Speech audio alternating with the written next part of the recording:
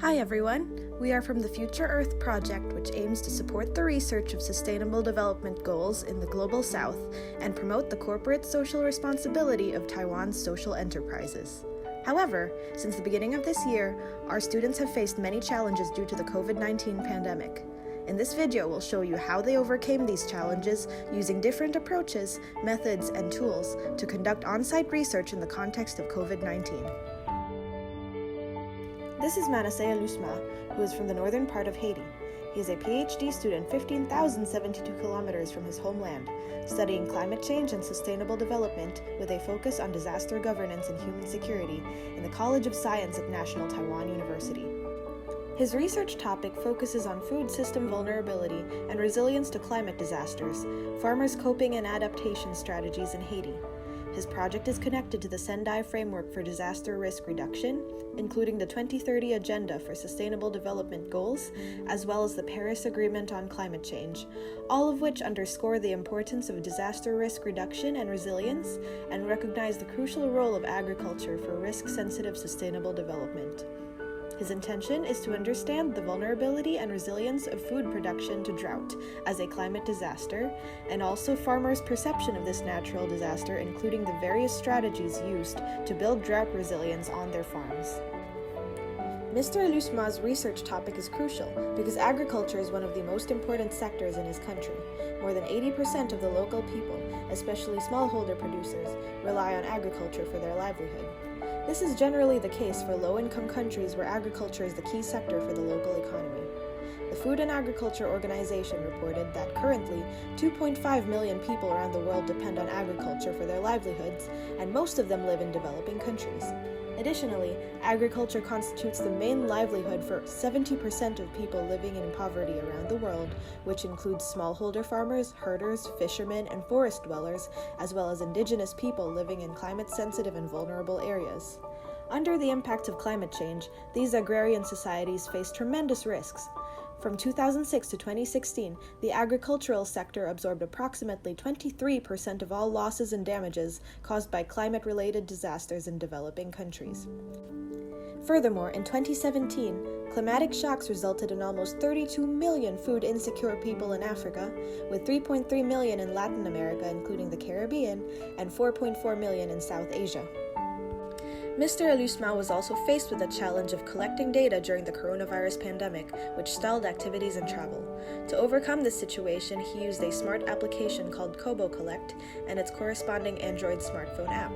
Kobo Collect is a free open-source tool for mobile data collection with the ability to provide a pre-analysis in the Kobo Toolbox platform by creating summary reports with graphs and tables.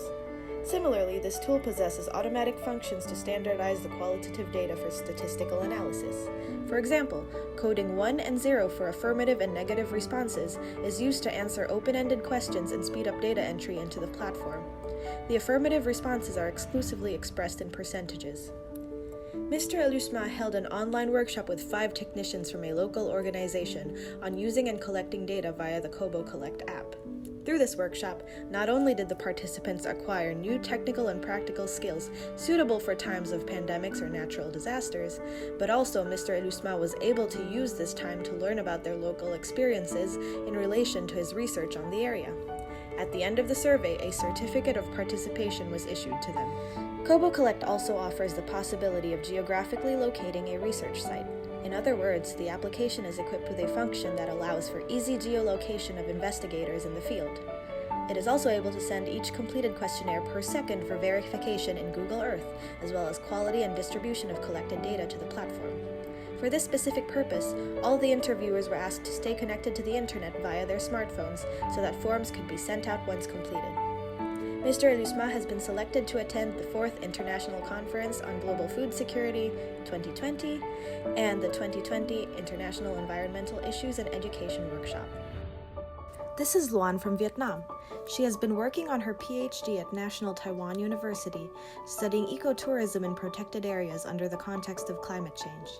Her project is sponsored by Future Earth and the International Degree Program in Climate Change and Sustainable Development. Her research intends to engage local communities working in tourism services in assessing their adaptive capacity to climate change. Her research areas are based in the Vietnamese Mekong Delta.